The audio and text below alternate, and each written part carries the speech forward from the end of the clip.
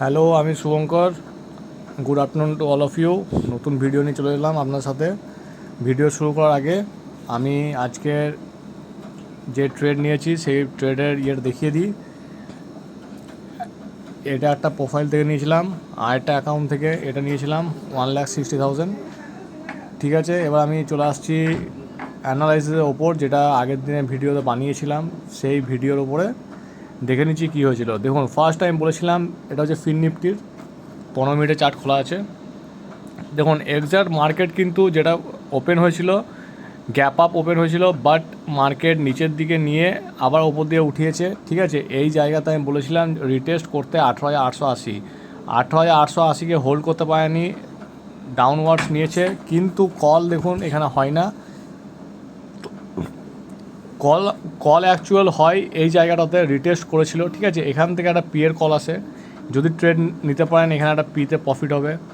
ঠিক আছে, এই জায়গাটাতে সেকেন্ড কল চলে আসবে, আবার যখন এখান থেকে এখানে রিটেস্ট নিচ্ছে আবার এখানে কল আসছে। ঠিক আছে, 3 নাম্বার সবথেকে ভাইটাল কল, যেটা জ্যাকপট ট্রেড, সেটা হচ্ছে দেখুন ট্রেন লাইন এই জায়গাতে ব্রেক করেছিল, কিন্তু এখানে হোল্ড করতে পারেনি। ঠিক আছে, হোল্ড করতে পারেনি, সেহেতু দেখুন ব্রেক সেকেন্ড টাইম যেটা করেছিল এই ক্যান্ডেলে ব্রেক করেছিল। এখানে এন্ট্রি এই জায়গাতে নিতে পারেন, এই জায়গাতে একটা ভালো বড় মুভ এসেছিলো। এখানেও মোটামুটি যদি আপনি একটা 100 টাকা প্রিমিয়ামের কোনো শেয়ার কেনেন, সেটাও 100 টাকা থেকে 150 টাকা কিন্তু গেছিলো। ঠিক আছে, এবার সেকেন্ড আমি চলে আসছি ব্যাঙ্ক নিফটির ওপর। ব্যাঙ্ক নিফটিতে আমি বলেছিলাম যদি গ্যাপ আপ ওপেন হয় আফটার রিটেস্ট প্রিভিয়াস ডের হাইকে রিটেস্ট করার পরে সি কিনতে বলেছিলাম। দেখুন, মার্কেট কিন্তু এক্স্যাক্ট ওপেন হয়েছিল ওপরে, গ্যাপ আপ রিটেস্ট করেছিল, রাখতে পারেনি, বাট আবার আপওয়ার্ডস মুভ নিয়েছে। ঠিক আছে, আচ্ছা 1 মিনিট দাঁড়ান।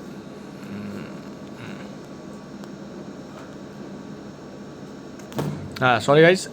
তো দেখুন আপওয়ার্ডস মুভ নিয়েছে, এখানে প্রাইস অ্যাকশন সুন্দর বানিয়েছিল, এখানে কোনো ট্রেড হয় না। ট্রেড হয় এই যে ট্রেড লাইন যেটা ব্রেক করেছিল, সেই ট্রেড লাইন ব্রেক দেখুন এই জায়গাতে এক্স্যাক্ট এই জায়গাতেই করেছে। আপনারা এইখানে কিন্তু পি এর কল চলে আসে, এইখানে পি ধরতে বলে কিন্তু পয়সা ডবল ট্রিপলও হয়ে গেছে। ঠিক আছে, এবার 3 নাম্বার আমি চলে আসছি নিফটি 50-র ওপরে। নিফটি 50 দেখুন এক্স্যাক্ট কল চলে এসছে যখনই ট্রেন লাইন এখানে খুব সুন্দর ট্রেন লাইন ব্রেক করেছে আর ফল দিয়েছে। এই জায়গাতে কিন্তু পারফেক্ট এন্ট্রি।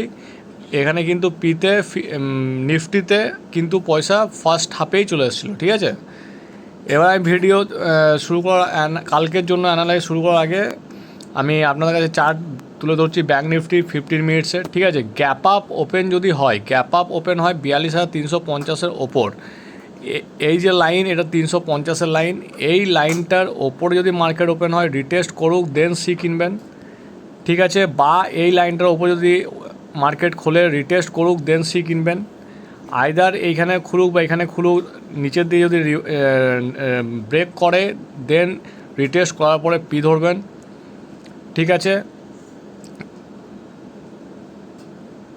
সেকেন্ড হচ্ছে গ্যাপ ডাউন যদি ওপেন হয়, মার্কেট যদি গ্যাপ ডাউন ওপেন হয়, ঠিক আছে, আমি এখানে লাইন দিতে ভুলে গেছিলাম, এই লেভেলটা যদি গ্যাপ ডাউন ওপেন হয়, একে যদি ব্রেক করে রিটেস্ট করে পি ধরবেন এক্স্যাক্ট 42,100 লেভেল। ঠিক আছে, যদি এই লেভেল থেকে রিভার্স নেয় তখন সি ধরবেন।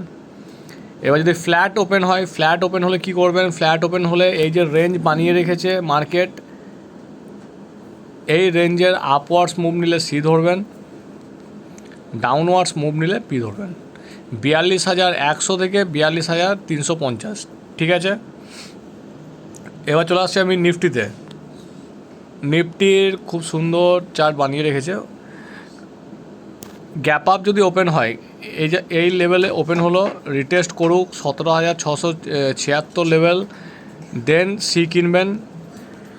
যদি হোল্ড না করতে পারে, ব্রেক নেয়, তখন ফার্দার ফলের জন্য পি কিনবেন, রিটেস্ট করার পরে পি ধরবেন।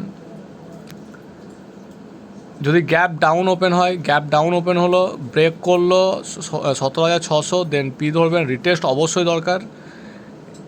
যদি রিভার্স এখান থেকে রিভার্স নেয় তখন সি ধরবেন। এবার যদি ফ্ল্যাট ওপেন হয়, ফ্ল্যাট ওপেন হলে এই যে একটা রেঞ্জ বানিয়ে রেখেছে, এই রেঞ্জের আপওয়ার্ডস মুভ নিলে প্রাইস হিসেবে বাড়াতে দিন, আপওয়ার্ডস মুভ নেক সি ধরুন,